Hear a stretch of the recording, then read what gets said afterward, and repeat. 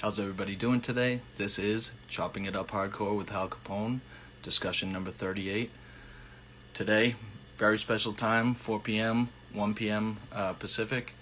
Talking to Jordan Blilie of the epic band The Blood Brothers. He was also in past lives. One of his first bands, Vade, and also the supergroup Head Wound City, which is fucking amazing as also.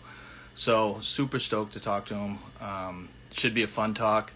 Love talking about the West Coast stuff because I wasn't really exposed to it live-wise. I saw the Blood Brothers once up here in Cambridge, Massachusetts with Daughters, and I think True North. We'll probably talk about that a little bit. Got my There Were Wires shirt. Go check out Iodine Recordings and Tor Johnson Instagram. Pick up the new reissue There Were Wires, Somnambulist album that just got reissued on vinyl. Shit's epic. Super brutal metalcore from Massachusetts. Shout out to Jeb and Jamie. Congratulations on this release. So fucking good.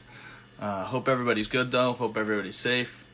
Jordan should be joining me in a couple minutes. Just did a little podcast with my buddy Ron and Matt on their Must Listen podcast. I won't tell you what I picked, but that you pick albums that you must listen to, and I had my pick today. It was really fun talking to those guys. Check out Gene Scene Creamer's page as well, and the Must Listen podcast too. So, but like I said, I'm super stoked to talk to Jordan. It was a special time. Usually I do it at 6. Today's 4. I know he has a child that takes naps and stuff like that, so we're trying to work it out as best we could. But like I said, no, I'm going to have him join right now.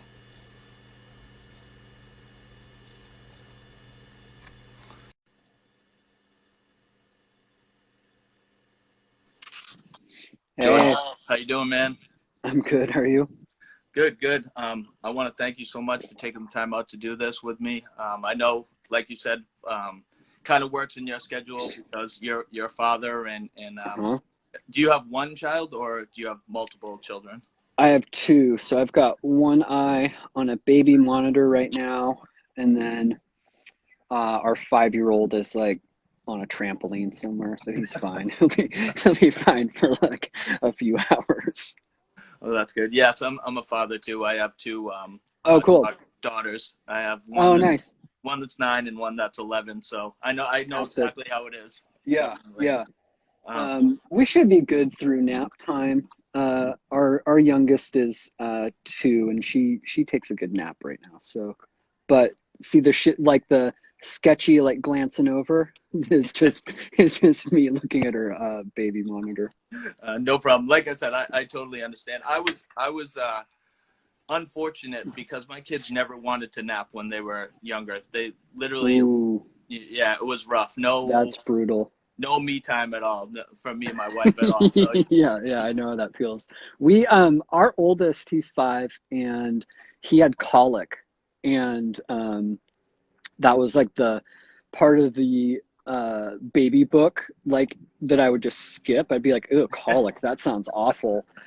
That sucks for whoever's kid has that."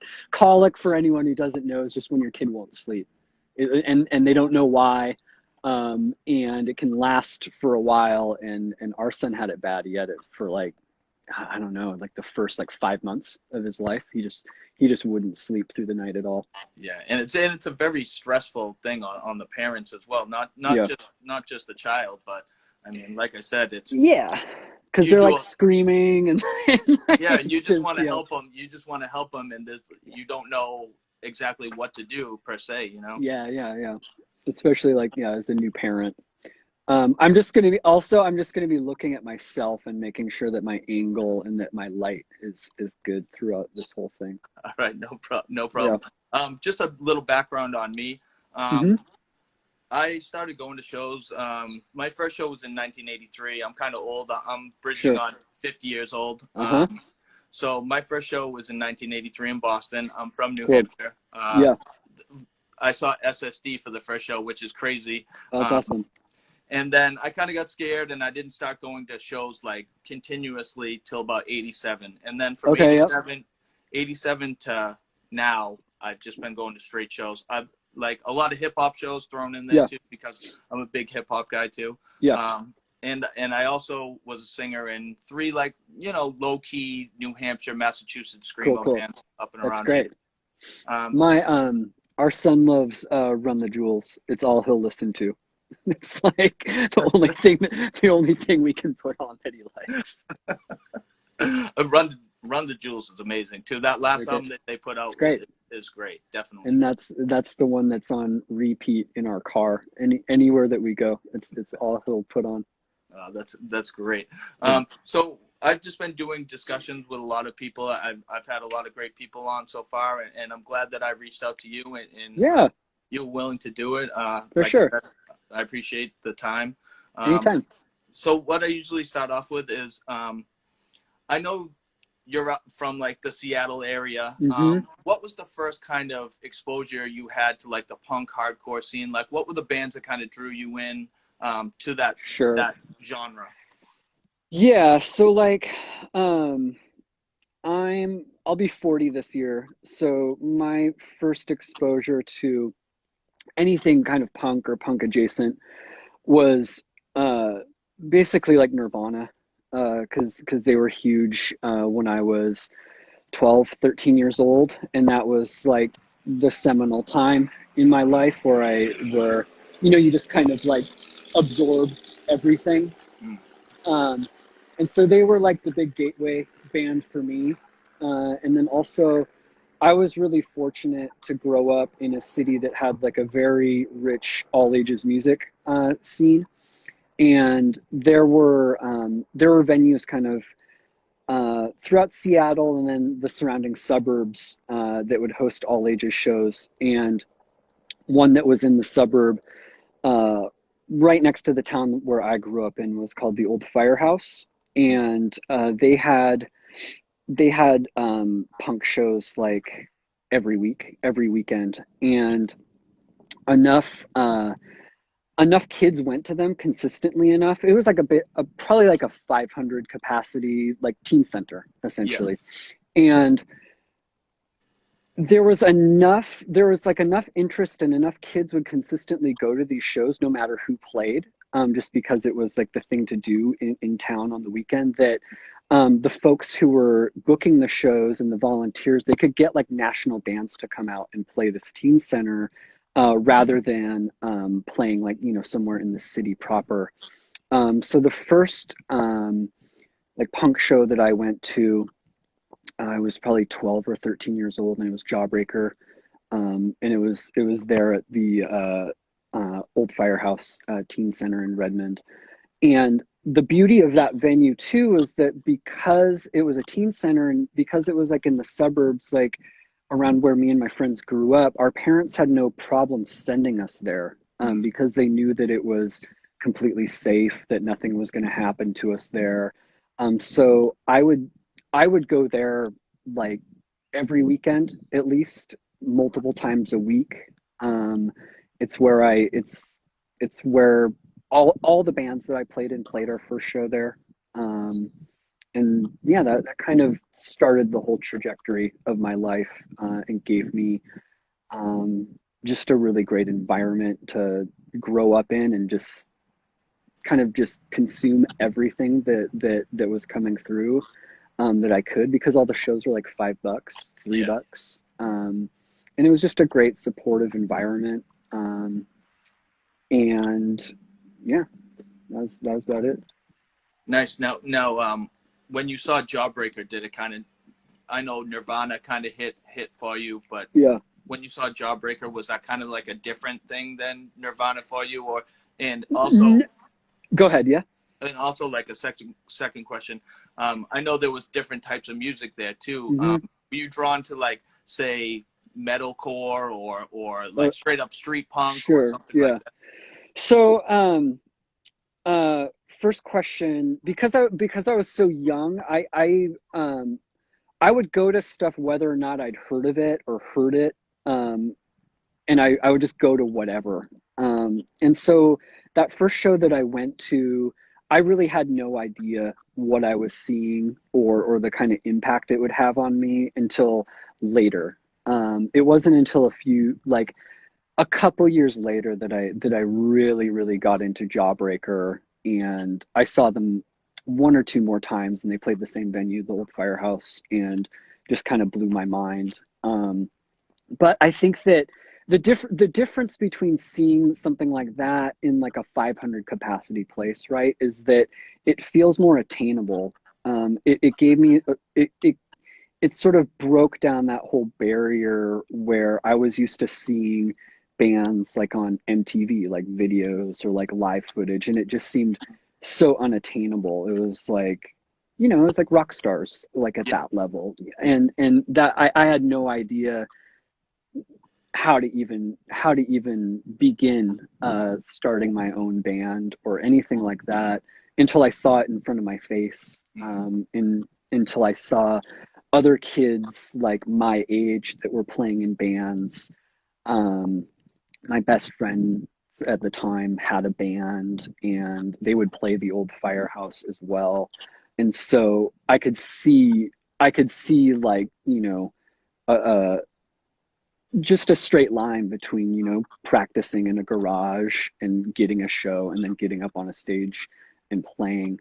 But as far as the bands that I would see, kind of in my early teens and stuff, it was pretty much everything. And because we had such a great all ages venue, I would see like Rocket from the Crypt, Quicksand. Quicksand was probably like the closest thing to like my first hardcore proper show that I saw, and Botch opened that, and so that was like the first time I'd seen anyone scream into a microphone, and that was like transcendent to me. I'd never seen anything like that violent before, or like with that kind of energy before, and I I didn't even I couldn't even really process it because I was like 14, 15 years old, and I'd seen stuff like Quicksand, or like I'd seen Undertow like a few times, but it was different like when you see like something like Botch. Like Yeah. it was just so much more violent. And it was just and yeah, it was just kind of mind-blowing.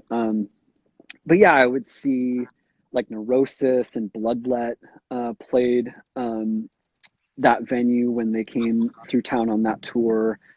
But then anything else like Rye Coalition would play there. Modest Mouse, Murder City Devils, Nine Iron Spitfire. Um, it was just let's see, like Behead the Prophet would play there. It was just anything. Like Yeah. and I would go to every single show. Yeah. And so um and I loved it. And it was great. Now were those like matinee shows that started at one, or did they start in the evening? Because back here in Boston, I would go to a similar type of place. It was called the Channel in Boston, Yeah, and it would be a stack lineup, but they would yeah, start at like 12, and it was all ages. And yeah. I'm talking like a stack lineup where it would be like Like eight agnostic. bands. Yeah, it would be like Agnostic Front, Sick of Yeah, It All, yeah, Burn, Youth of Today, Sheer Terror, yeah, all on one bill, and it would yeah, be yeah, every single weekend. And yeah. it's kind of similar to what did they start in the early? They would start it there in like the early evening. And they were mostly like, because it was a teen center, like the shows would primarily be on the weekend because they knew when teens would be available. But in Seattle proper, there was a venue called the Velvet Elvis, and on Sundays they had all ages matinees, and it was in an area of Seattle that was like super super sketchy. You'd enter through an alley that like always reeked of piss. But our parents were fine dropping us off there because it was noon. It was like noon on a Sunday, Yeah. and we would have had like, if we didn't have like our homework done like before we went, like it was like you'd get home and it would be like 3 or 4. You'd Yeah. have, so Yeah. you're good. Um, sorry, you might hear helicopters fly by every so often. I'm like out in the country, so we're like right by like a tiny little airstrip. Um, but yeah, matinees, those were always great, because like I said, our parents would just let us go, and it didn't matter if it was like a super sketch part of town. Yeah, yeah. And now seeing all these bands, I know you played bass in. Was it was your first band Vade, or did you have? Uh, God, yes, yeah. What a terribly pretentious name for a first band. Yeah, I played bass poorly, and that was with my sister played drums. My twin sister played drums. She was a much better musician than me. She still is. And Johnny, who sang in the Blood Brothers, he sang. And then Devin, the first guitar player of the Blood Brothers, played guitar. Mark, who drummed in the Blood Brothers, played guitar. and I've heard Vade, and Johnny's voice is a lot Ooh, low. Johnny's voice is a lot lower it is. in that band. It is, yeah.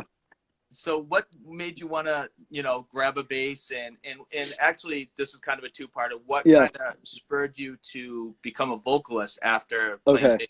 Sure. So Um, I did bass because I couldn't play guitar. Like guitar was too overwhelming for me. There was too many strings. It was like too many options, and I was like, okay, I need to like simplify. So I picked up bass, but I was tiny. I was really little, and so I could hardly play it. Like my fingers were just too like weak, and I could like barely like carry the thing. Um, and so I did that in our first band, and we played shows and stuff, and we put out records. We would play with hardcore bands. Um, there was our friend Jake Snyder, who was later in Minus the Bear.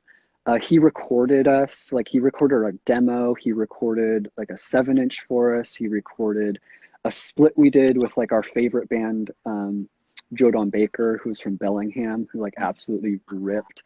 And we were like 15, and it was like one of these things where we were just learning how to do stuff, but like we were playing with bands that we really looked up to, and we were recording with people that we really looked up to, and putting out music and playing shows. And so it was just kind of like my first experience doing anything, on my own, or with my friends. And since I'll go back to like the old firehouse for a second. The way that we were able to get our first show was that they started to open up every month. They would have like a new band night where all you had to do was like bring your demo, Yeah. play it.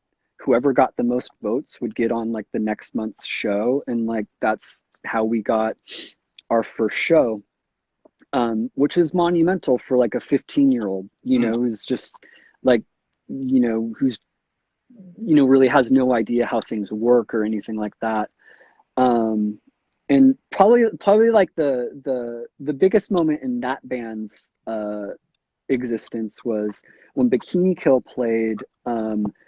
They stipulated that like their local opener had to have a female in it, Oh, okay. and since my sister played drums, we were like the only band that had like a girl in it that could open, and so we opened for Bikini Kill, and it was like the most people I'd played for at the time, and I was absolutely terrified. But it was awesome. We got to play with Bikini Kill. But yeah, it was basically necessity switching to singing because I played bass so poorly, and I could see like the other members of the band, growing and really excelling at what they were doing, and I was just kind of like dum dum dum dum clunking along. And I was like, I just need to do something else that I'm more comfortable with. And I'd been going to hardcore shows, and that just gave me kind of like a roadmap where I was like, okay, I can do that. Like I can't really play an instrument. I can't really sing, but I can scream into a microphone. And so that's how we did that. Yeah, and Invade with Mark from the Blood Brothers was playing Hmm. guitar, right? He wasn't playing drums because your sister was playing drums, Correct, yeah. and so And then you guys he kind of almost did a little, switch. we just yeah, like we just kind of switched everything around, and then Cody came in because he was a friend of ours who we'd see at, just about every show that we'd go to. And then, you know, Hannah, my twin sister, she started another band that was like more kind of like uh more like Riot Girl, and Mhm. then we started our punk band, the Blood Brothers. And how did the Blood Brothers kind of come into like how did you guys start that? Because you had the core of your players already in Invade for the most part. Yeah, And how did that all come about? And how did you decide on the style of music? Because Blood Brothers is very different from any other band, yeah, and I think it's very very unique on what you guys were doing, even back in '97 or sure. I don't know if you guys started in late '96, but you It guys was like sounded different. 97, yeah, yeah. Yeah, you guys sounded different than everything else. It was, I mean, like you said, like we had the members pretty much already because we were all pretty much playing in a band together already. We just shuffled things around a little bit. There was a band a few years prior in Seattle called Area 51, that was super super punk, and they had a girl singer, Andrea, and a guy singer, Spencer, and that was kind of what we modeled the Blood Brothers after. Yeah. Like two singers, they totally ripped. They were amazing. And members of Area 51 went on to be in the Death Wish Kids, who we loved, who again like put out like just a monumental 7-inch on Hopscotch records that like we just couldn't play enough. I mean, it was an amazing 7-inch. Um, Members of that band went on to be in the Murder City Devils. Pretty much everyone from those two bands went on to be in the Murder City Devils, and they were also huge for us at the time. Yeah. Um, and then we were also seeing this band from Olympia, called Behead the Prophet, No Lord Shall Live, a ton, and they were like the craziest thing I'd ever seen. Um, it was like crazy, almost like, I mean, I wouldn't even say grind. I don't even know what it was, but they had like a violin player too. It was just noise, but it was the best. They were so sick, and I mean, the first Blood Brothers stuff. It was pretty much like an amalgamation of everything that we were soaking in. It was those bands that I mentioned, and then like the Monorchid, who we loved, Rye Coalition, who we loved, all that Gravity stuff that we were kind of hearing for the first time, like Angel Hair, um, um, like Angel Hair, Klickitatacatowie, Heroin, um, and then other stuff like Swing Kids, The Locust, of course, Yeah. and yeah, it was just kind of all thrown into a blender, and that was sort of like the first couple or few Blood Brothers releases. And the first release was actually on Hopscotch It Records, was right? on Hopscotch, yeah, and we were terrified to kind of send them demos because I remember in their ad in like Heart Attack or whatever, it'd be like, make sure to send us the lyrics so we can make fun of them. And we were like, okay. And we were like, we were like 16 at the time, so I think we just sent it to them, and it was a guy named Mikey and his friend Aaron, and they liked it, and they put it out. And then Mike ended up putting out our first record, "The Sigil Tree Is Ripe." Aaron ended up moving away to New York, and then he later started Liars, who we toured with later on. Yeah. Yeah. Nice. In the early parts, was there two splits too that came out with Mile Marker and was the other band Stiletto that you guys Yeah, had? yeah, and that was my sister's band, was Stiletto, and then yeah, we did that split with them, and then a split with Mile Marker, and it was all it was all kind of recorded around the same time, just in Jake Snyder's basement. Yeah.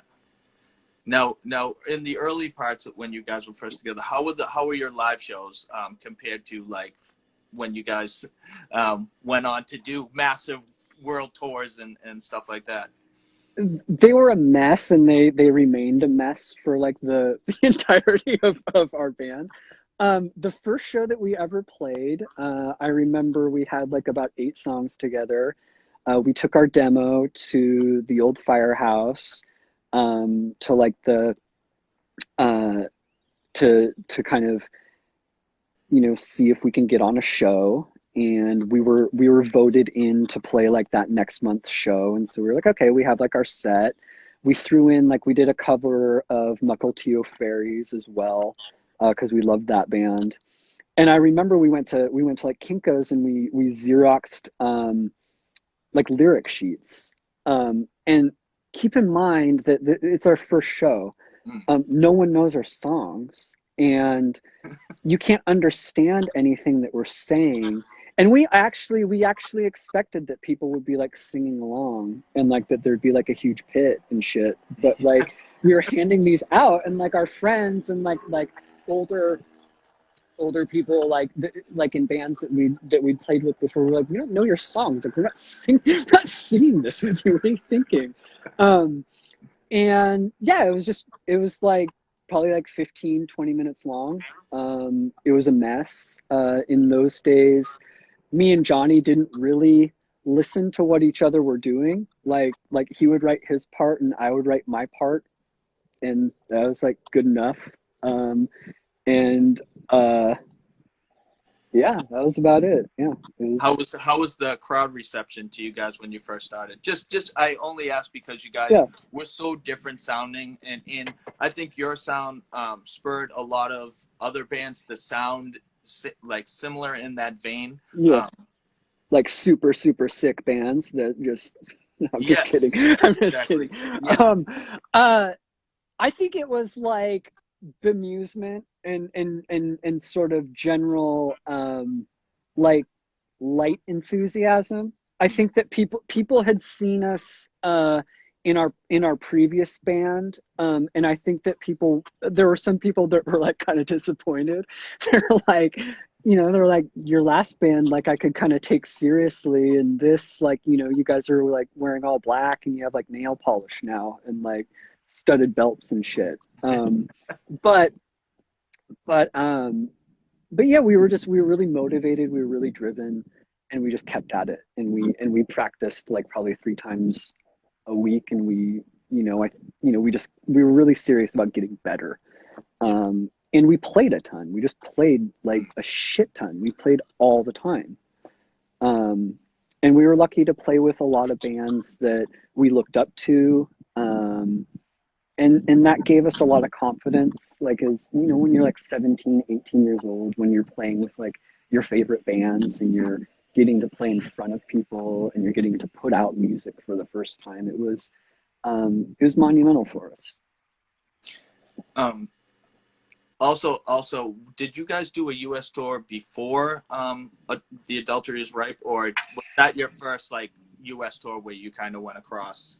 We did like a West Coast off of like our first 7 inch, Mm. that Mikey from Hopscotch booked for us.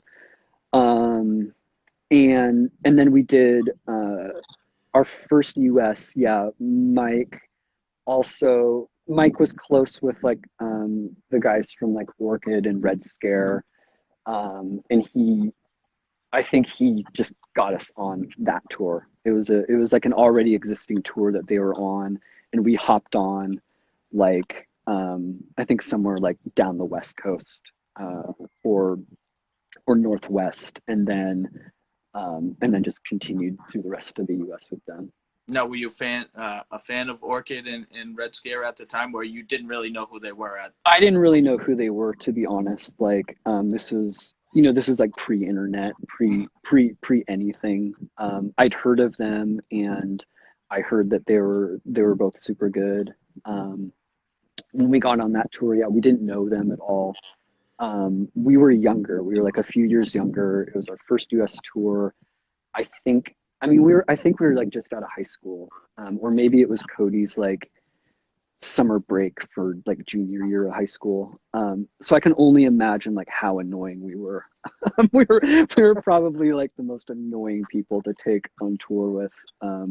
But they were all kind and they tolerated us. And they were both great bands, and it taught us a lot about, just getting better, and what touring was about, and all of that. And it was great seeing them, every night for a month, and we became close. It became like summer camp, as tour kind of tends to do.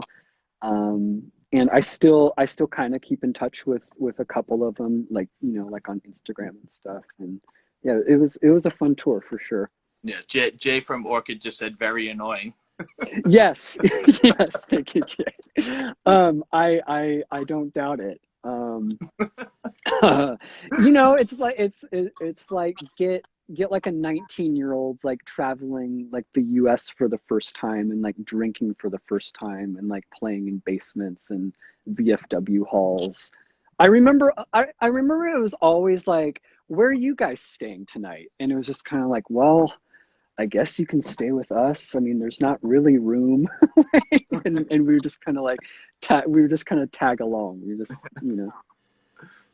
I mean, to the credit of the Blood Brothers, you and Johnny's vocals, to me, like the ebb and flow of you guys, with the dueling vocals were like so key for me.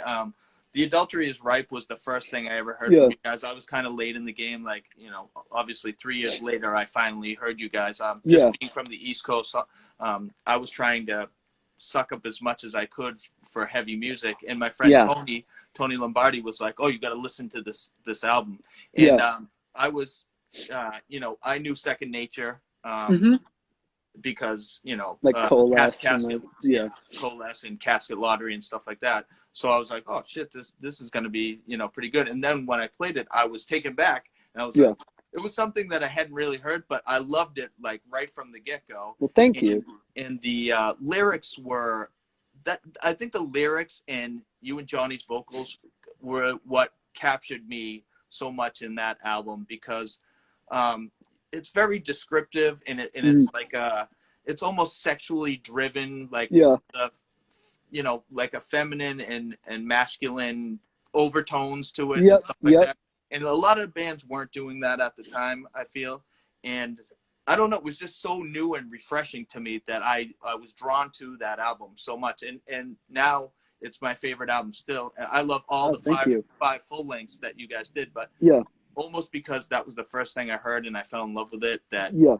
like, so how was Second Nature? How did that happen with Dan? And I think, like for a while there was like there's a real connection between what was happening in Seattle, kind of hardcore and punk wise, and like Kansas City and like Missouri and like that whole area. And I think Cody had met Dan through his other band Waxwing, um, and it was all kind of set up through him. It's hard to remember because, sorry, it was like 20 years ago. But Dan was great, and um, he gave us a little bit of money to record it. We were able to spend like a little bit of time in the studio. We did it in like, I think we recorded the whole thing in like a weekend. So that was like that was big for us. Like at the time, we had a little bit more time than usual. Um, but yeah, it was a fun record to make. I remember, and we were super super young. And we recorded with Matt Bayless, who'd done a couple botch records. He'd done, I think by that time he'd done maybe a Mastodon record or two. And he was great, and he was super patient because like I really never was comfortable in the studio. I just didn't like it. I didn't I didn't like just feeling like weird and naked, like in the vocal booth. Like it Yeah. just felt completely unnatural, and so it would always take me super long time to do my vocals. But he was super, super patient, and yeah, it was like, I don't know. I can't really remember much about it except that I was like in my first year of college at the time. And I was doing it, I think it was like right after finals week is when we recorded or something like that. Um, but yeah, we did our first US tour off of that record. And that's the record that our friend Ross Robinson um, heard that made him want to produce Burn Piano Island Burn, which we did with him. Yeah. So what did you guys draw your lyrics from? Because like I said, it's very, um, somebody reads the lyrics. Yeah, It's almost what I always thought when I read Blood Brothers lyrics is you guys could make a movie out of some of the shit that you guys were saying in your songs. You know what I yeah, mean? It's very descriptive. Like I said, yeah. the sexual overtones. It's very very well written lyrically. And Thank you. some people that listen to it, I'm sure it goes over their head and they're not really like studying the lyrics and stuff like that. Yeah, If you really take the time to listen to or read the Blood Brothers lyrics, there's a lot of shit going on there, and I just wanted to ask, like, what inspired you for all the lyrics that you guys did? sure. Well, a lot of that came from Johnny. He was the main driver, and he was like the real engine. I would say 9 times out of 10, whatever song, whatever set of lyrics would start with him, and then I would add my stuff later, and then we'd kind of revise it and stuff and talk about it. And he had just an incredible imagination, and he was really prolific. He was just always writing. In the van, he was always writing. In the studio, he was always writing. In whatever motel room we were staying, on tour, he was always writing. Um, and so he would always have something to kind of pull from.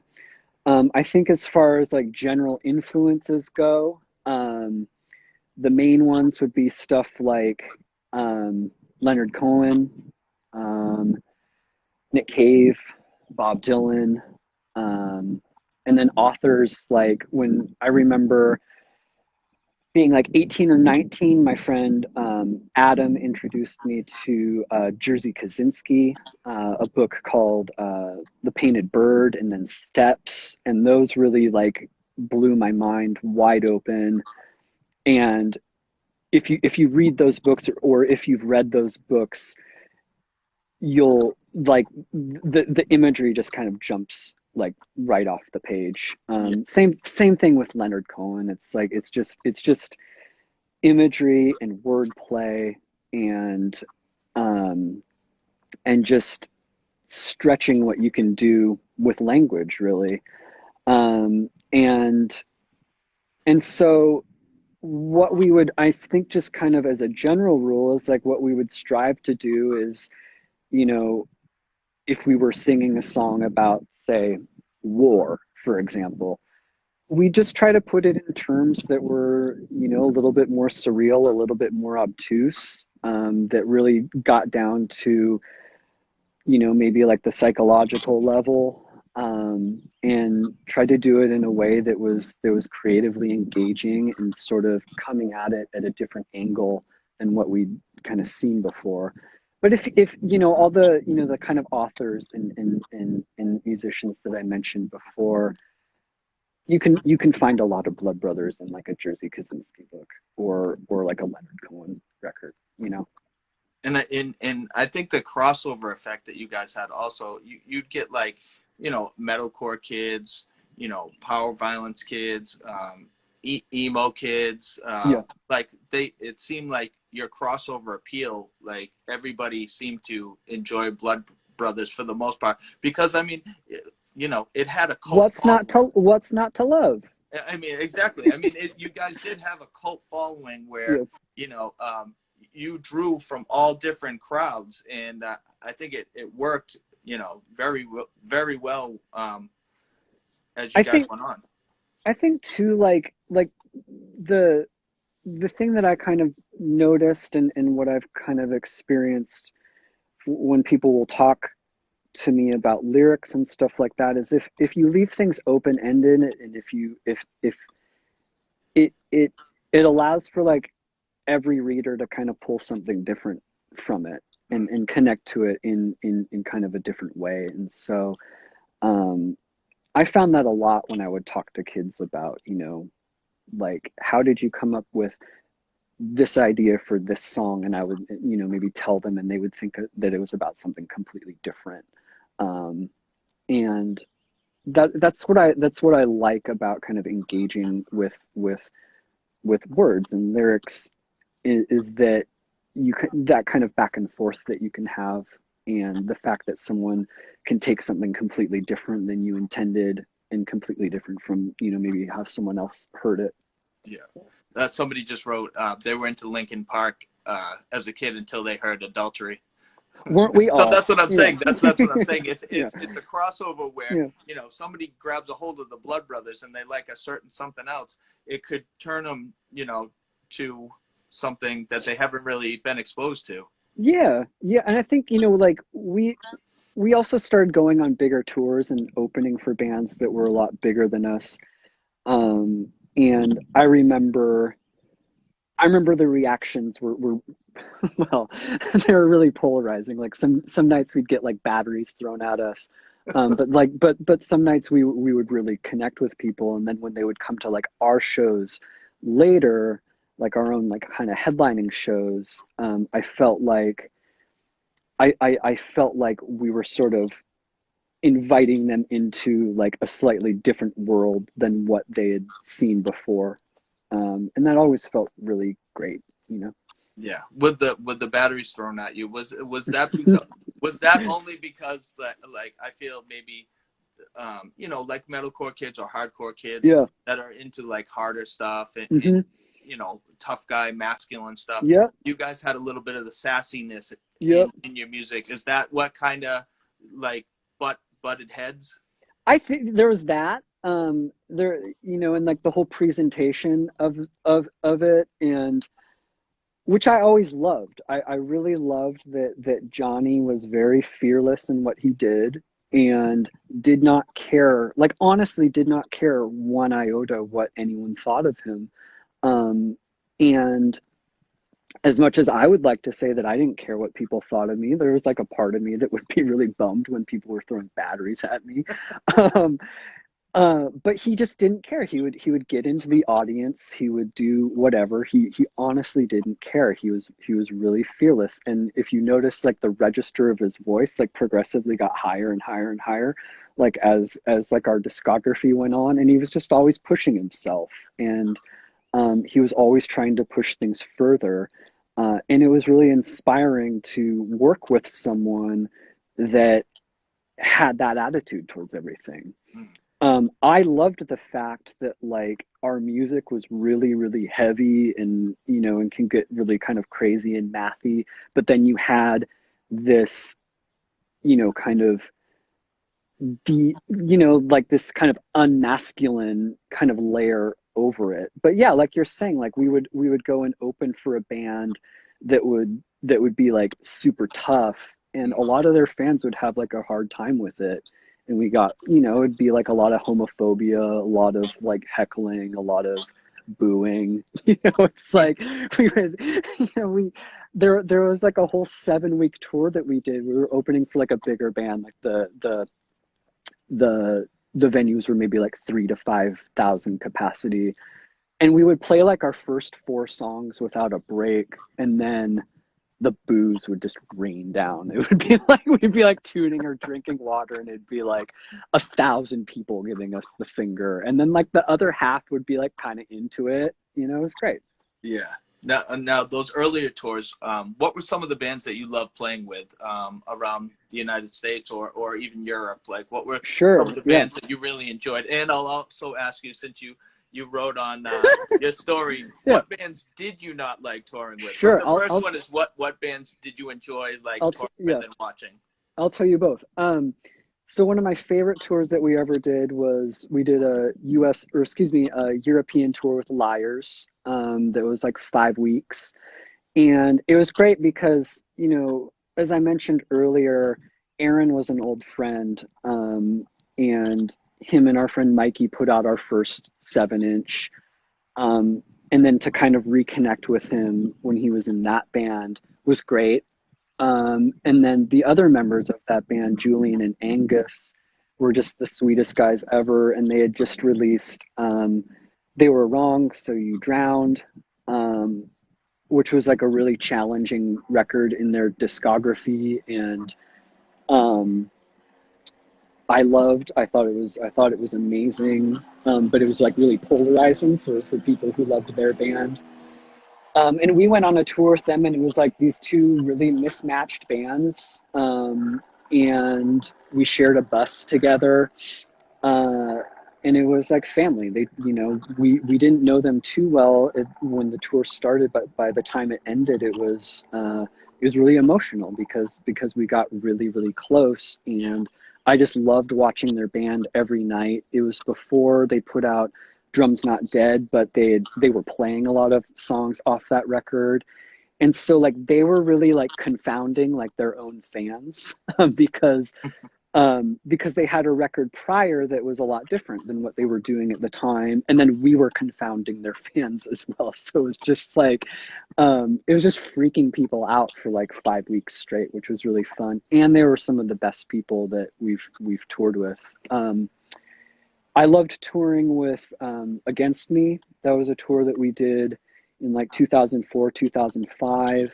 It was right when Crimes came out, and it was right when I want to say like Eternal Cowboy of theirs came out. And the shows were awesome. The shows were just, all of them were unreal. And we had to switch. It was like a co-headlining tour, and so we had to play after them half the time, which if you've ever seen Against Me, it just sucked having to play after them. Um, let's see, who else did I love touring with? We did a tour with Big Business and the plot to blow up the Eiffel Tower. That was really fun. We were again, this was all like around Crimes, and we were kind of seeing things get kind of bigger and bigger. Yeah. And we were still touring in a van and trailer, but we were just watching things kind of progressively get kind of crazier at each show. And that tour really, it was the last tour I think that we did before we moved on to doing like bus tours. Mm. And as glamorous as like a bus tour might seem like on the outside, it was like a band killer. Like it sucked. Like being in a bus sucks. It's just like, anyways, it's too close of quarters. You never have like alone time. Yeah. As a dad, like how much you like need like some alone time every Yeah. so Yeah. often, or Definitely. just like, and yeah, it's like 12 people on a bus. It's no fun. Um, you wanted to hear about tours that I hated? No. Um, Yes. um, we did like maybe 10 days or 2 weeks with The Used and Taking Back Sunday, and it's a pretty whack tour. That was an instance where it was just like you were saying, like people who hadn't heard of us or had any reference for what we did, Yeah. like playing to like a crowd of people like that for you know 2 weeks straight. It was a little bit exhausting.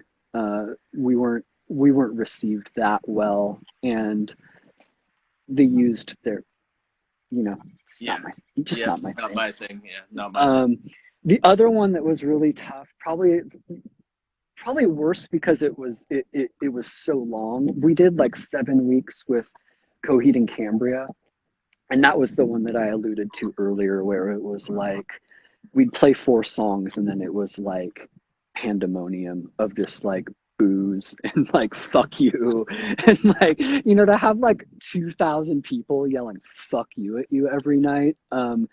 At first, like for the first like week or two, you sort of put on the black hat, and you're like, okay, I can kind of like play like the villain um tonight.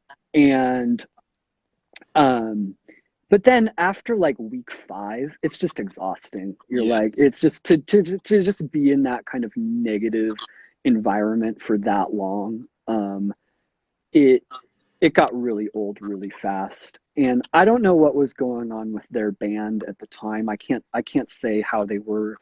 I can't say what they're like as people or anything like that, because I've never been on a tour where I interacted so little with the band that I was touring with.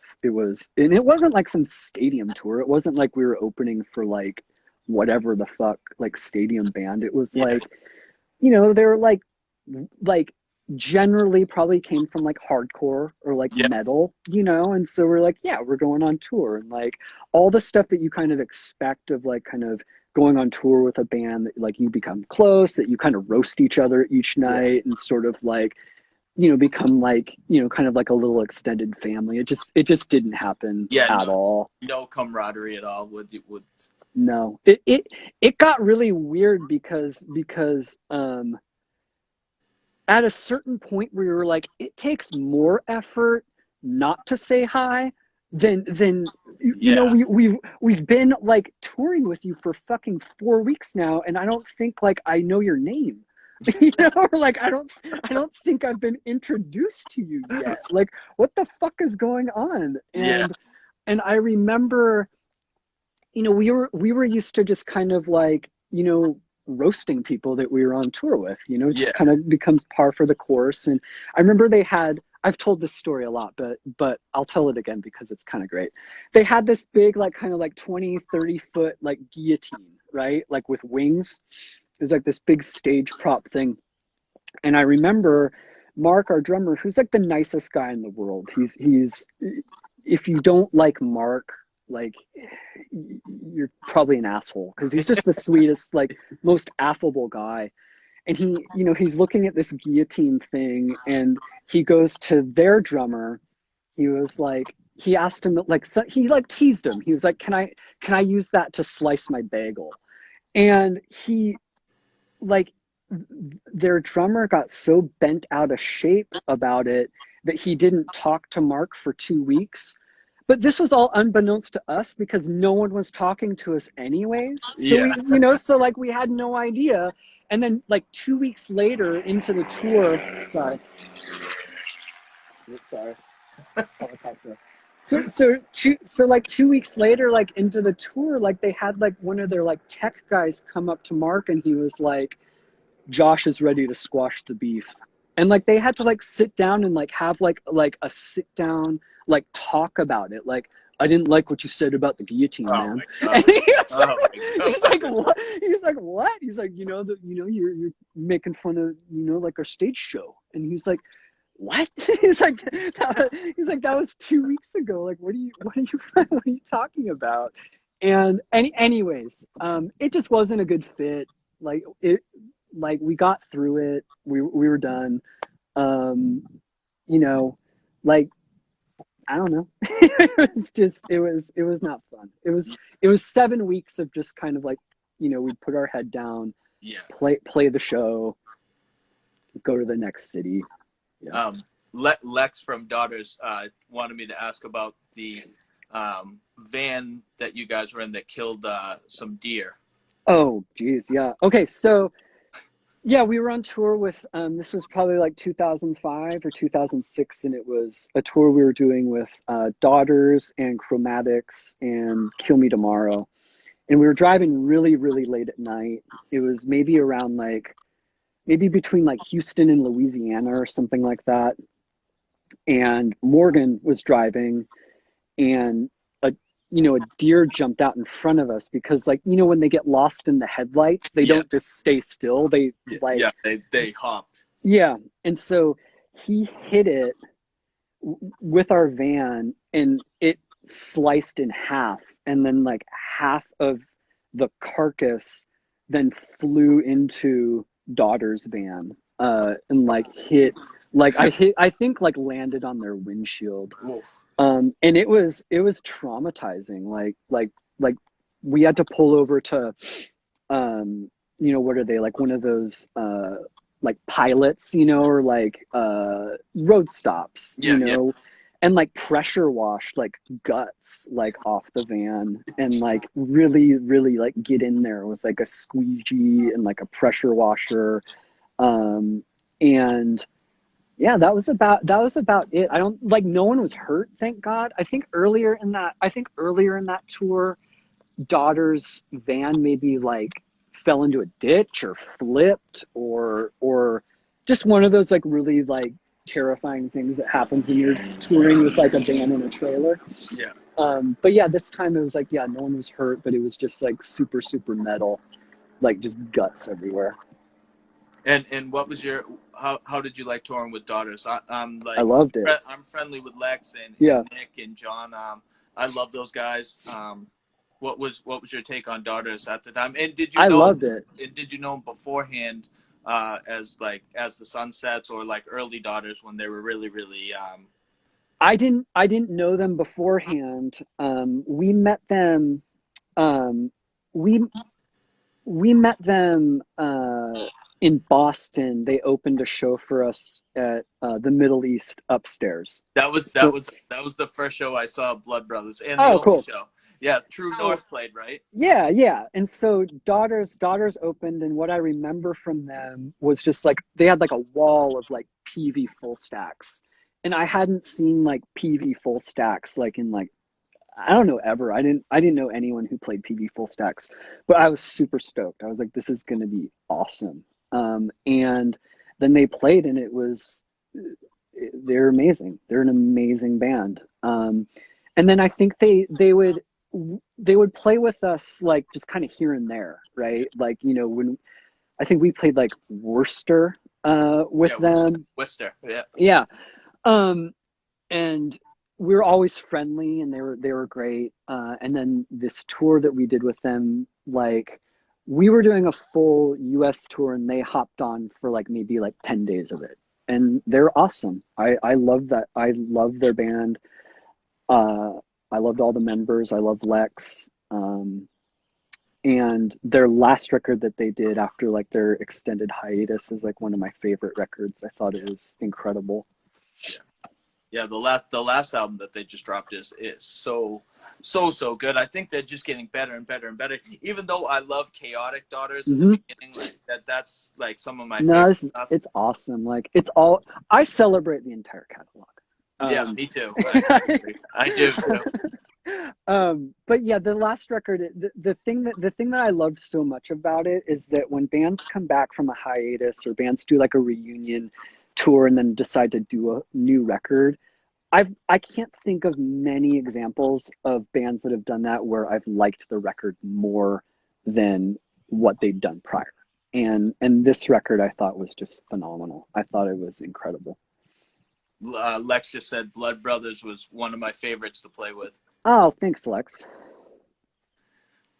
So going on with the Blood Brothers, how was Ross Robinson like kind of got into the fold? Did he approach you guys, or how did that work out where you were? Um, Hold on one second. Can I hop off for just one Yes, second? yeah, I just yep, need to check this baby thing real quick. yes, Hold on. definitely.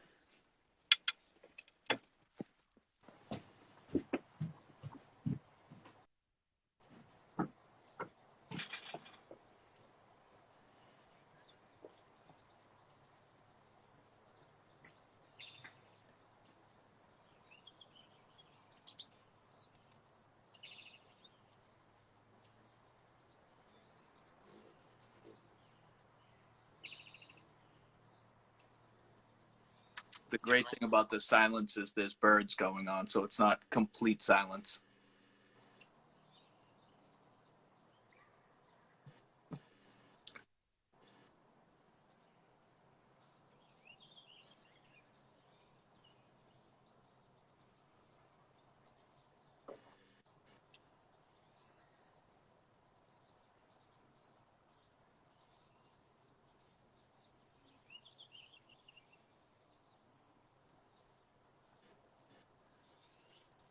Blood birdies, yes, Frankie, exactly. Ron, I know you love the silence. See, I can deal with it. I can deal with it. It's a little awkward, but not too bad. Whew, I don't know. I'm too old for push-ups. I can barely do 2 pull-ups. I don't know about push-ups.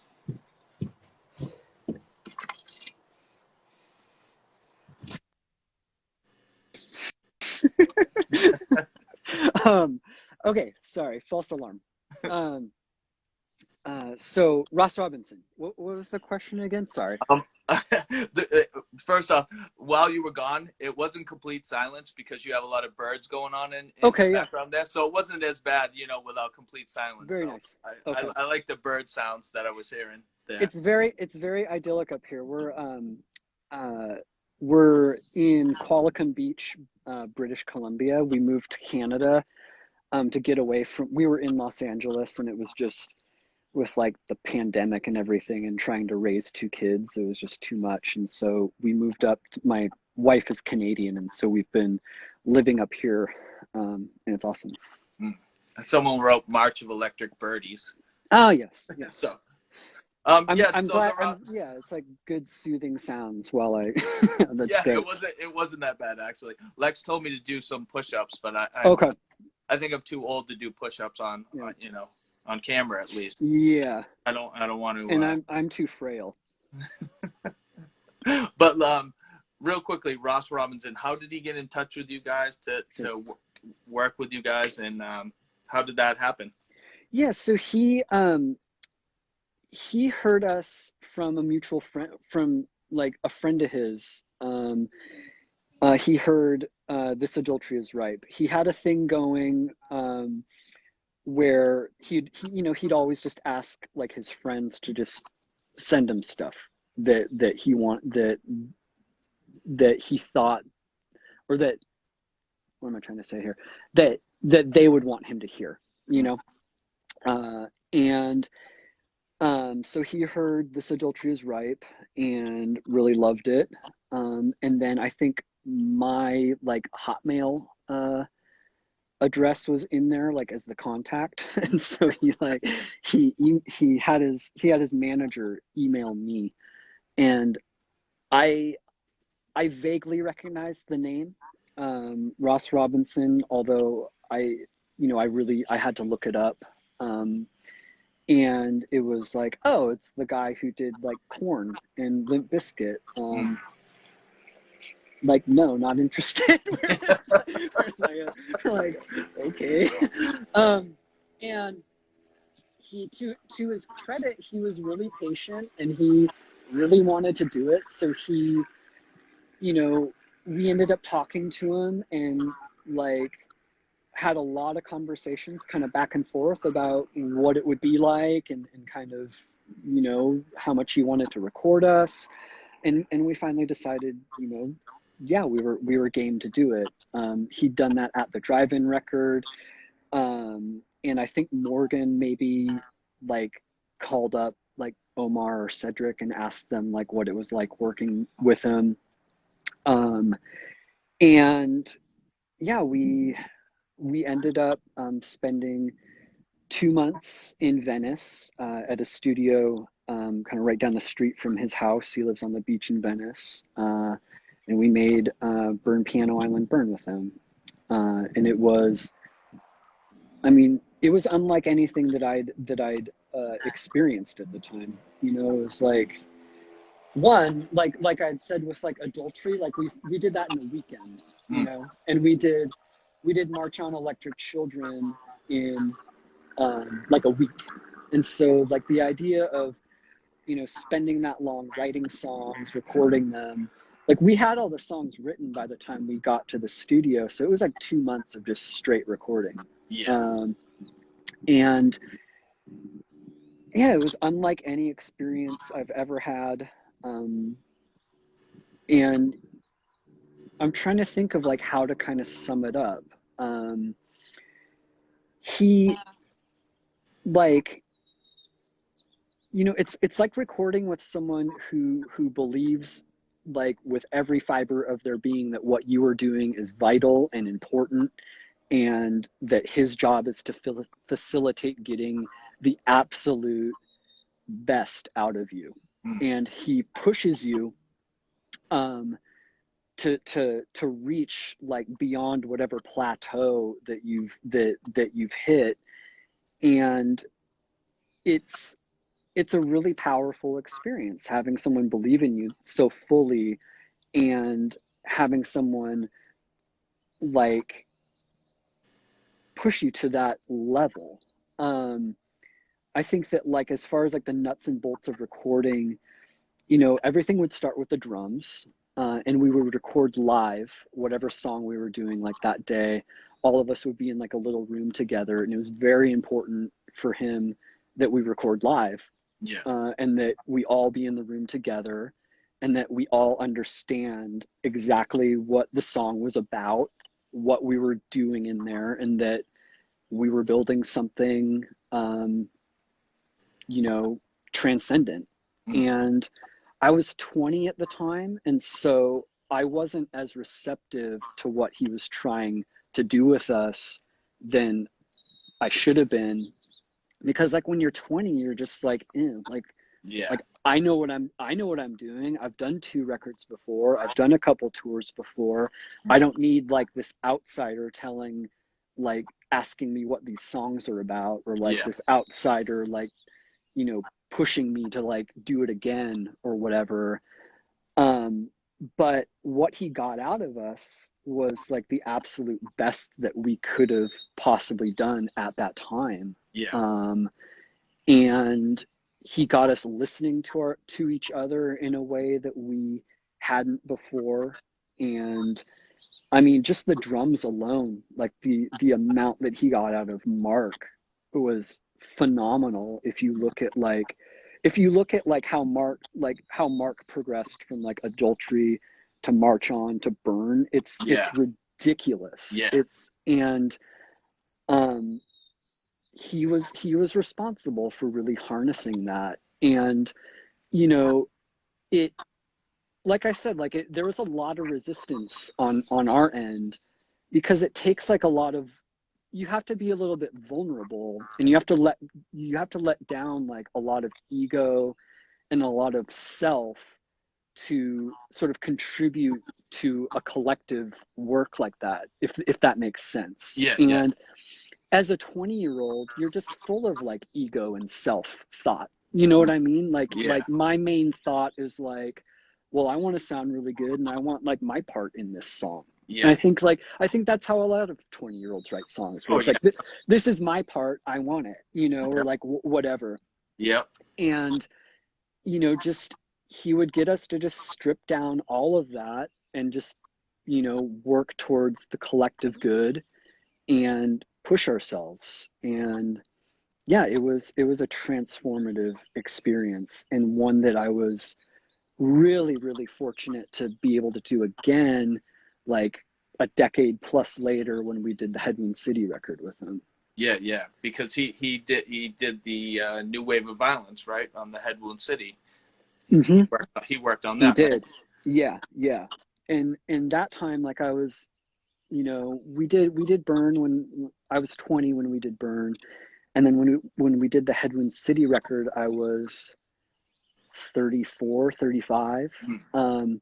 And so, like, it's like a lifetime goes by, and it was so much fun to reconnect with him at a time where I was more open to everything that he was trying to do the first time around. Yeah. Yeah. Um, and I was just much more receptive to the process, much more receptive to, you know, like, when you're in the room and you're tracking those songs, it has an almost like it almost feels like a therapy session in a way. That sounds kind of corny, but it's true. Like, he'll go around the room and he'll be like, "What are you doing here?" Or like, "What are you looking to get out of this?" Yeah. And you'd say what you want out of the song, and he'd be like, and it's just kind of like all these sort of like, these kind of leading questions to get you to open up, and to Yeah. get you to let your guard down, Mm. and get you to push, again, like past the self, and get to something higher, and more vital.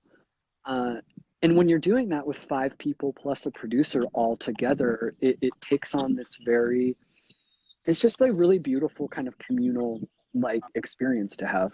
Not to get super woo-woo about it, but yeah, it's great. Now, when Crimes came out, how did the video from that album happen? Like, how did that work out? Because I had seen that video. I'm not sure if I saw it on MTV, but Yeah, I was like, "Holy shit! The Blood Brothers have a music video." yeah. I was Looked, blown back. It was like, yeah, and so how did looked that good, huh? happen? Yeah, it was. Like, like, look at these guys. um, it was, you know, it was like so Crimes. It was like our second like major label record, and when you when you do a record, you do videos. You know, Yeah. when it's like when it's a big label like that. And so that was directed by our friend Mikey, who did our first record. He got into directing, or he was always into directing, and he directed yeah, Love Rhymes with Hideous Car Wreck. Um, I remember not being happy with it at the No. time. I don't know why. Probably because I didn't think I looked good or something like that. I don't know. But looking back on it, I think it's a good video. You know, Oh, like, I we definitely all, think it was the yeah, first time I saw it. I was like, I was happy to see it, yeah, but I was surprised to see the Blood Brothers. Like, yeah. I'm not, like I said, I'm not sure if I saw it on MTV or not, and but I was pleasantly surprised to see it, and I liked the video. I thought it was a good video. I mean, it was the only like as far as the songs on the record, that was like the only option to make into a video because like the rest of them were all pretty over the top. You know, it was like the most palatable one. So it was the one that was like the clear choice. It had the hand claps, you know, it Yeah, had everything, yeah. you know, and it was fun. Yeah, it was great. You know, I was stoked to be on MTV. I love MTV. Like I Yeah, loved MTV as a kid. I was like, yeah. yeah, more of this, please. Speaking of that song, it's like I do a playlist on Spotify Yeah, at my work. I work in a warehouse. I'm a supervisor, yeah. and I run the radio, and it goes throughout the whole warehouse. And Love Rhymes with Hideous Car Wreck is in the playlist. And And they're I like, have what the guys. fuck is Yeah, this? exactly. I have guys that are like, I have guys that are like close to 60. I have Yep, it's guys that are great. 20, and when that song comes on, like some people are like, "Oh, this is good," and then you see the Right. older guys, and they're like, Fuck. Yeah, like just the head nod they're walking like, by. "Where the fuck is Hal right now?" Yeah. But I love it because, like I said, I have some couple of the New Daughters tracks on Yeah, there from the yeah, last album and stuff. But it's great. mixed with like Neil Young and Frank Sinatra, I just Hmm. like throw in every genre I could Yeah, possibly do. So, yeah, uh, gotta give it to him. You know? uh, so speaking of Blood Brothers, how did Head Wound City, like, how did that come about from the Blood Brothers breaking up? Because you Sure. guys were Blood Brothers were a band for, was it over 10 years, or was it kind of It's just about 10 years? it was like about exactly 10 years. So was Head Wound City next, or I know Past Lives was So Headwind City was while the Blood Brothers was still a band. We had, you know, we had toured with and played with the Locust a bunch, mm, and then we'd also played with Yeah Yeah Yeahs a handful of times, and so we were close with, you know, all the guys in the Locust, and we were close with Yeah Yeah Yeahs, and me and Nick had talked about wanting to do something just really kind of stripped down and thrashy, and just something we could just bang out and you know, in like a week and just, you know, get done. And so we all kind of came together in like 2005 or so in San Diego for a week, and we were like, okay, let's just write a record and record it. And so we just wrote everything that kind of came to the top of our heads, and that was it. yeah, that 2005 EP is so good. Like Thank you. the first time I heard it, I was blown away. I was like, oh, Thank this is you. so good. Not that I don't like the newer album too, Yeah. but when I first, I'm always like the initial first thing I hear I'm the always same draws to me. I'm the same way. The first one I hear, I just judge every subsequent one off of that one. Yeah, Um, but then the second one was, yeah, that was kind of long after the Blood Brothers had broken up, but it was right around, I think, no, it was right around the time that we were doing like a few reunion shows, Mm. like 2014, 2015. Nick wanted to do, Nick was curating like a festival in Echo Park, Los Angeles. They Oh, asked him to yeah, they that kind was of the asked. Fuck Yeah Fest. It wasn't Fuck Yeah Fest. It was like, fuck, what was it called? I can't remember what it was called, but it was like a little like 1 day Yeah. kind of festival, and uh, he asked us to get back together to do a show to play that, and we did, and it was super fun. And then we were like, okay, like why don't we just record another record? We did the other one in a week.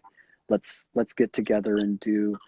Um, we'll get together and see what else we can do. And so we again went down to San Diego again, wrote all those songs in about a week, and then we recorded with Ross at his place in Venice. Um, and that was again, I think the music was maybe like a week or 10 days to do, but then me and him worked on vocals for like I want to say like a month. It was like he was like, how long has it been since you like recorded or like did like vocals? I was like, I don't know, like a decade. Like I don't know. Yeah. And he was like, he's like, good. Like this was before our kids were born.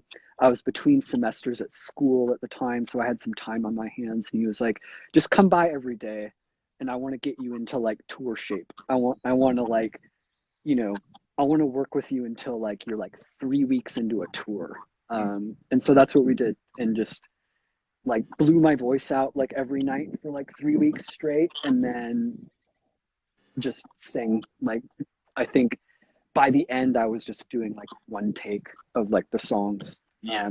because he'd like built my voice up to the point where I could just like blow through them all. Yeah. Yeah. Now, right now, currently, are you have any projects going, or are those bands still kind of in hiatus but still going? Like, No, um, like Blood Brothers is kind of, like that had its day, and we did those reunion shows, and I no, think they're I good. mean more like Head Wound City Oh and yeah. past lives. Oh, Headwind City. Yeah, we don't really do anything. Like we did that record, New Wave of Violence, and did like a few tours around that. But you know, like I have two kids. Gabe, our drummer, has two kids. Everyone else is like in different cities and has like careers and stuff. And so it just like we just don't have time for it. Yeah. Um, it wasn't anything like you know we didn't like break up or anything like that, just like we didn't like break up or anything the first time around. It was just Yeah, like because I mean, it's there's a just lot of something we can years in just yeah, between. Yeah. yeah, it's like we can just kind of dip into it when the feeling uh surfaces, or like when we get that itch. I mean I wouldn't be opposed to doing something again, like a 7 inch or something like that. Yeah. But yeah, it was, and we all love each other. We're all super super close friends, and Yeah. so Now, I still see him. you feel you have a fever for it again, since it's been a time gap in between, or are you kind of just like, yeah, I'm all right for right I'm now? good.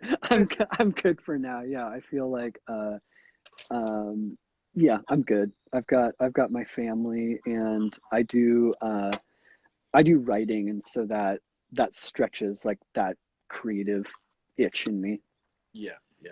I feel like Blood Brothers, going back to Blood Brothers, I think you were very influential on a lot of bands. I mean, I can't speak for them, but, like you said, Plot to Blow Up the Eiffel Tower, I feel like they might have, had you guys as an influence. Also, maybe the Red Light Sting was kind of in your vein a little bit, which I Yep. love that band so much. I wish they put out a little more content, because everything they put That's out, I loved. that's my wife, right? That Zoe from the Red Light Sting and I are Oh, no, married. no, Yeah, holy yeah, shit. No, I yeah, didn't. yeah, yeah. She Oh, we toured with them in like 2001, 2002-ish. We played with them the first time, yeah, like around that time, and we became close. And yeah, Zoe and I have been together since, yeah, like 2004, I think. 2003, oh, no kidding. 2004 is when we started dating, and yeah, we've been married for over 10 years. Wow, Yeah, I had no idea. yeah. And speaking of her, I always wanted more vocals from her. Like I She's love great. the band Yeah, so much, but I was dying for more vocals from her because the she's vocals great. that she did was fucking great on Yeah, those albums. she was great, and she was a great keyboard player, and yeah, they were sick. Andy, the guitar player, is a painter now, and he's phenomenal. His paintings are absolutely incredible. Um, and I lost touch with some of the other guys, but Greg is like a music journalist, writer in Vancouver. And Zoe does like artist management. She's been managing bands for the past like 7, 8 years or so. Yeah. So do you think that Blood Brothers had like a little influence on those bands, like maybe even like an Albatross or like they're I would more I would just say chaotic? I would say I think maybe less influence and more just like peers, Mm, yeah. where you're you're all roughly the same age. You have roughly similar influences. It all comes back down to just like, you know, it's like grind, crust punk, like basic punk bands, Yeah. basic hardcore bands, and it just all gets like thrown into a blender. Yeah. And a band like Red Light Sting was probably listening to the same sort of like gravity bands as we Mm, were. A band like An Albatross probably listened to a lot of Locust, probably yeah. listened to a lot of Daughters, probably played with those bands a lot. We played with An Albatross once, I think, in Wilkes-Barre. Is that it? Pennsylvania. Pennsylvania? Yeah, Yeah. where Mr. Roboto project was. And I thought they were great. Yeah. Mm, Um, I'm trying to think of like who else. But like you're saying, it's like or like with like Plot to Blow Up the Eiffel Tower. It's like I've known those guys for years now, and I love Crocodiles, their band after yeah. Plot as well. And I can get together with like Brandon or Chuck and just like dork out on like hardcore and punk bands for like hours. It's Yeah. just, you're like it's like you're speaking like the same language, and you're drawing from like the same, kind of toolbox. You're just using it in a different way. Yeah. Speaking of Red Light Sting, on my IGTV, Uh-huh. I had recorded a full set when they played in Boston. Well, it was either Boston or Alston, same type of area. But I put maybe two or three songs from that set way Yeah. back in. I think it's like early 2000s. Yeah. They played with Sense by Man and Okay. Yep. Yep. um, I can't think of the other band, but if you get time to For scroll sure. through, I will see um, Zoe playing keyboards. Yeah. yeah, definitely. All right. Well, I know you have a baby on a monitor Sure. right now, so I don't want to take too much of your time. So at the end, I usually throw out some rapid fire questions real quick. Okay. Um, Before I even start the first question, I always ask this, like, what do you think of the term screamo? And when you first heard it, Yeah. were the Blood Brothers locked in with the screamo bands? And also, second part, now Yeah. it's called scrams, which I don't fucking understand at all. Yeah. So, what's your take on screamo and scrams? Okay. Screamo, I just, I thought I always thought it was pretty silly, you know. But there's a distinction, right? There's like you can be talking about screamo and you can be talking about like some people will talk about screamo as like a band like Antioch Arrow, Yeah, or a band like, you know, even like I would maybe even like someone would call like Rites of Spring like screamo. But that sort of you have your like your first wave of screamo, and mm, it's good. It's like those are good bands, like all that Gravity stuff, mm, all those super chaotic bands, that would also play with emo bands. um, that was the stuff that I grew up on and was like really influential to me. The name is like corny. yeah, But then like, when you get into sort of like the mid aughts, the term takes on like a whole different meaning, right? And now you're talking about like the flat iron hair and yeah, like like yeah, the bracelets and like, like it's it's not looking so good. It's not that great. And it was like all those bands that would cycle through like Warped Tour and stuff like that. Yeah, yeah. And that was just like a whole scene that we just thought was like totally whack and we Mm, didn't want anything to do with. yeah. So when we would get lumped into bands like that, we would kind of bristle. But what we tried to make sure of doing is just never playing with bands like that. We wouldn't open for bands like that would be Like Breaking Benjamin. You don't want to open for Breaking Benjamin. don't want to open for that. uh, yeah, we just stayed away from it, and we just tried to carve out like our own little world, Yeah. where sometimes we would open for bigger bands. Sometimes it would be a really good experience. Sometimes it would be like a super corny experience. But we never did like Warped Tour or anything like that. I was actually I'm pretty proud that we never played Warped Tour. Yeah. Like, a lot of bands like our age and growing up in like the same sort of like general scene as us would play it, but it's so corny. It was so lame. Yeah. But yeah, we just kind of just tried to disassociate as much as we could. And what did you think of the word scrams, or have I you don't even heard that? haven't even heard it. I don't know. Scrams is the new like older screamo, like Orchid and City of Caterpillar Okay, okay, and yeah, Reversal yeah, Man. They're all lopped yeah. into like the real screamo, which I don't really even like to use the Scrams. term. And Okay. now it's for the newer kids, it's scrams, which I don't even understand that word. That's fair enough. You got to ask Jay what he thinks about scrams. Like, um, Yeah, so I always ask that because I always talk and to me everything was just hardcore and punk or both. yep. Yeah, yeah, You're yeah, either a punk band or you're a hardcore band yeah, or you're a hardcore punk band, yeah, whatever it is. yeah.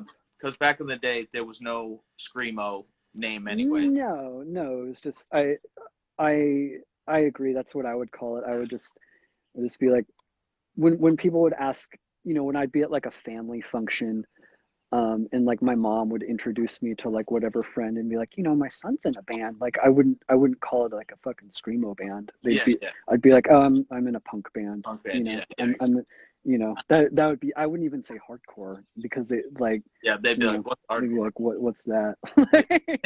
Yeah, I've gone through the same Yeah, conversations over yeah. and over again. I mean, I would even say like I'm in a rock and roll band. I mean, like Yeah, it's just rock. It's just heavy rock and roll. yeah, Like we're like hard rock. yeah. All right. Like I said, I don't want to take up too much of your Sure. time, so let me shoot these out to you. My first question: favorite New England punk hardcore band? Since I'm from New England, I always throw this out there. Oh, that's a tough one. Let's see. Oh, geez, New England, Aerosmith. No. I'm gonna have to. I'll just say like American Nightmare because we did that tour with them and it was so much fun and it was like I feel that they were at like the peak of their powers. And yeah, they're Yeah, great. nice. Speaking of American Nightmare, Wes used to be in a band called Javier way back in the day. Yeah. And I was friends with these guys that were in a band called Ukla the Mock that was on Life Sentence Records like long time ago. And we'd go to this place in Rochester, New Hampshire. We'd mosh it up. And Yeah. Javier was like a really heavy metalcore band at the Yeah. time where Wes was like the singer of that band. Yeah. And he would get in the pit and like He's the best. fuck us all up. Yeah, he's And scary. he was a great guy, just so funny, like American Nightmare. But I knew him first from this band, Javier, that That's was awesome. way back then. Really fun. He's Just the best. on a He's side yeah, note. he's the best. You might have answered this already. What was the first punk hardcore show you attended? Jawbreaker in 1993. 93. All time favorite punk hardcore show you played. It could be a couple because you're Oh, in. that we played. Yeah, I would say. Oh, okay. Okay, I'll be right there. Probably one of the Blood Brothers reunion shows, either Fuck Yeah Fest or the show that we did like a little bit later at Warsaw in Brooklyn in like 2014. Yeah. Um, My next question: all-time favorite punk hardcore show you attended that you watched and was kind of blown away by? Maybe the last bot show. Oof, Yeah, that oof. was fun. Yeah. It was at the Showbox, and it was the first time that I'd played the Showbox, and it just felt like some kind of upper echelon, like sort of like Yeah. rite of passage. And yeah, they're sick. They're the sickest. Being from that area, how many times have you seen Botch? 50 plus, maybe. Like Oh, like so many, I'm so times. Yeah, jealous. I yeah, saw him twice. I wish I yeah, saw him 50 times. I saw him yeah. twice. All right, my next question. I'm a huge movie guy, so I hmm always ask this question. What was the last movie you watched? Um, I have to be honest. I don't have a lot of time for movies. Like I'm like a 9:30 p.m. kind of guy. I will say I'm watching The Crown right now. I love The Crown. I love the pageantry. I love being whisked away into palace intrigue, the Mm, royals. nice, nice. Yeah. Yeah, I always ask just because I'm you can, you're a parent like me. When my kids finally go to sleep, and my kids go to sleep way too late, Yeah. I get a hour and a half period where I can Yeah. do something, Yeah, and you have that. that's when I try to bang out a movie, or I'll watch half of it. I can watch one show. Yeah, And then yeah, I just look at my phone for a little bit and then I go to bed. yeah. Um, my next question: favorite all-time horror movie for you? Geez.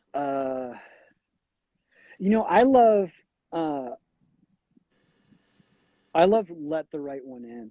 I The think that original, the the original. original, yeah, Yes, the the original. original's been. I think it's a beautiful movie. I think it's incredible.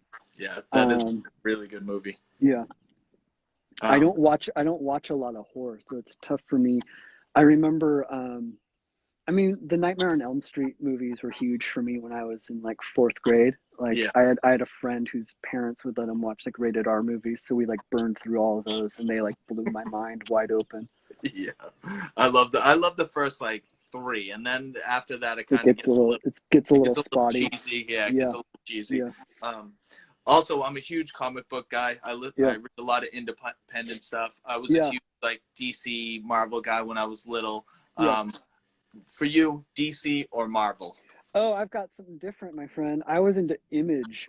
I love the image. I Well, that's was what I'm saying. The I was independent in comics. yeah, Yes. I was into like Spawn and but what I love the best was Dark Horse Aliens versus Predator, or Mm. Predator versus Aliens, or like Grendel War Child. I was like super into. Yeah. But this was like, yeah, this was when I was like 13 years old or so. Yeah, yeah, definitely.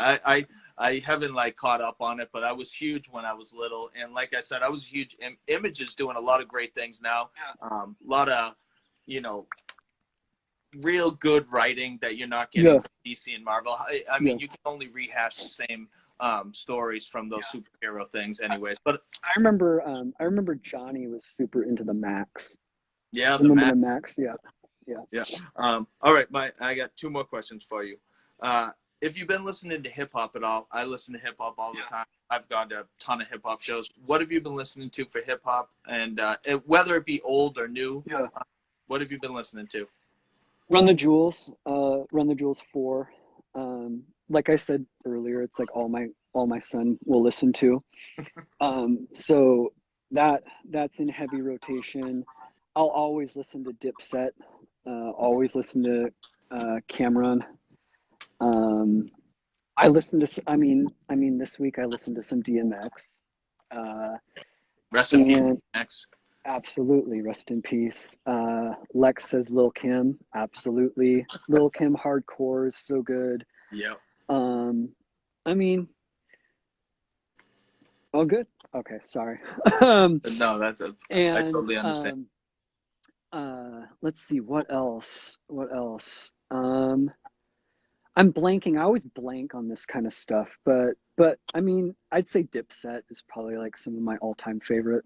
Yeah. Now, do you listen to anything new? I mean, I'm not a big trap guy at all, but there's still newer artists that are doing the '90s boom bap style. Yeah. Have you heard anything new that you like besides Run the Jewels I is I fairly new? love I love Megan the Stallion. I think she's incredible. I love I mean he hasn't he I kind of stopped paying attention a while ago, but I loved Future. Um God, who else? It's hard like with current rap. I just like for a few years now I've been really out of the loop. Yeah. These guys are saying Griselda. Have you listened to any of those guys like West Side Gun, Conway, Benny the Butcher? Have you heard any of that stuff? No, no. That stuff's really good, and that's like a Cool. throwback to like Wu Tang-ish. Like Okay, it's yep. like a new age Wu Tang. Like Oh, that's really, great. yeah. They're all Buffalo guys, Buffalo, Oh, New York cool. guys. So it's. I mean, if you get a chance, listen to it. It's really good stuff too. I Oh, that's agree with. awesome. I agree with these guys. And then I have two more quick questions. My last, Yeah. almost second to last question: favorite song, favorite Blood Brothers song that you like to play live? Oh, um, Set Fire to the Face on Fire. That's always the one. I yeah, it feels like a sports anthem. It's like, it's so much fun. I remember when we wrote it, we're like, yeah, we're gonna start playing this at like hockey games. And my last final question is, if you've been listening to any heavier music, maybe in the hardcore punk vein, newer bands, have you been listening to anything? And do you have any Yeah, suggestions for anybody that hasn't possibly heard these bands? yeah, I really like Gulch. Um, they're sick. Another band, Gag, I really like. Um, I like Bad Breeding. Um, I like the New Daughters. I really like Cadaver Dog. Um, yeah, just the stuff that I like now. Just I like stuff that just sounds like it was recorded in a practice space. um, you know, Yeah. just super trashy, blown out. Um, I loved um, I loved Raspberry Bulbs. Um, that was probably one of my favorite, like, kind of hardcore punk bands of the last like 5 to 10 years. Um, yeah, Perfect. Now, do you ever think? And I always ask this, and I'm not pushing this yeah. this thing at all. Will there ever be a Blood Brothers reunion again, where you play maybe a fest or a show? In your mind? I wouldn't be opposed to it. Like I had so much fun at the last ones that we did. As long as we're like physically able to do it, like at the level that you know that we did when we were a band years ago, and when we did those reunion shows. I just don't like it when bands keep reuniting and keep doing stuff like past their ability to pull it off. Yeah. And you see that sometimes, like especially with like hardcore bands where it's like everyone goes super hard for like 2 or 3 songs, and then you're looking at like a bunch of dudes in shorts like standing around like filming it, Yeah. and it's like Yeah. and then it gets kind of old, and it's like an hour later. But if we're like able to do it, I yeah. um I'm not opposed to it. It would just have to feel right for sure. Yeah, it kind of reminds me of what when you say that. I saw the Jizza maybe a year ago, Oh and yeah, those guys are getting old, they're getting and old. Yeah, it looked like he was like out of breath. yeah, He was yeah, kind of there wasn't a lot of movement going on. It was like yeah, mannequin esque. You know what I mean? It yeah. was like I heavy remember. breathing. Yeah, yeah. I remember when we were doing the reunion shows that we did, I started working out for the first time in my life because I was like, I'm not like 22 anymore. Like my knees are gonna hurt. Like this is gonna suck. This is gonna suck if I don't get like physically like primed. It was like a rocky like training sequence. Yeah, the struggle is real when you get old. I mean, It is. I'm bridging 50. I play basketball all the time. Yeah. The next day, I'm like, oh my god, my calves, my Yeah, knees. you're I'm like, done. Yeah, Jesus. Like, for so sure. I want to thank you so much for doing this. Yeah. Really appreciate you taking the time out, especially you have a young child sleeping now, and I'm glad you worked out the They're time. You know fine. what I Yeah. mean? Yeah, Um, they're on a trampoline somewhere. So I assume they're good. and I'm gonna keep doing these discussions. I hope join in like every Awesome, once man. in a while and see what I got going. I'm always working to try and talk to everybody. And Cool. sorry, my phone went low power for a second. No worries. Yeah, I'm just trying to talk to everybody, whether it be like older bands or fresh new bands too. And like I said, I appreciate it. And anything I Yeah. can do for you, reach out to me. All right, man. Um, and let's stay in touch. All right, you take care. Thanks for having me. All right, Jordan. All Take right. care. Bye.